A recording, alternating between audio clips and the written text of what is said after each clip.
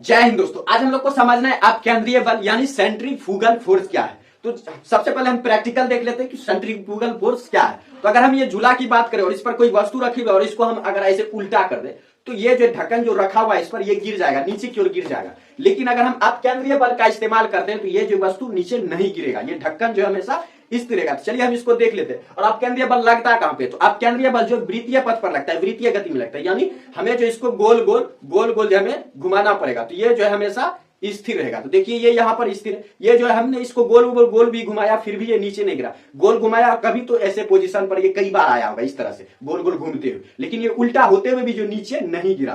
तो क्यों नहीं गिरा, किसके कारण नहीं गिरा, तो आप केंद्रीय बल के कारण नहीं गिरा। क्योंकि जो केंद्र जहां पे हमने हाथ पकड़ा ये केंद्र है, क्योंकि इसी के रेडियस में जो इस तरह से ये इस तरह से घूमता रहता है। तो यानी ये जो हमने यहां पर पकड़ा है ये केंद्र है, और केंद्र से जो है ये इस पर जो बल लग रहा है, यानी केंद्र इसको जो भगाने की कोशिश कर रहा है, केंद्र इससे दूर भागने की कोशिश कर रहा है। इसी कारण जो है आप जो है ये वस्तु नीचे नहीं गिर पा रही। तो यानी आप केंद्र बल क्या है, केंद्र से भागने वाला बल, केंद्र से भागने वाला बल।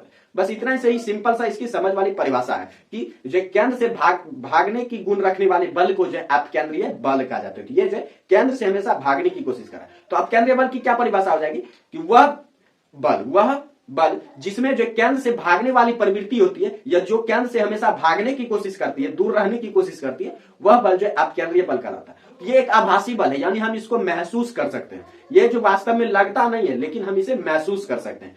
तो ये जो होता है अब केंद्रीय बल किसको हम महसूस कर सकते हैं, और इसका फार्मूला आता है F = m ω²r।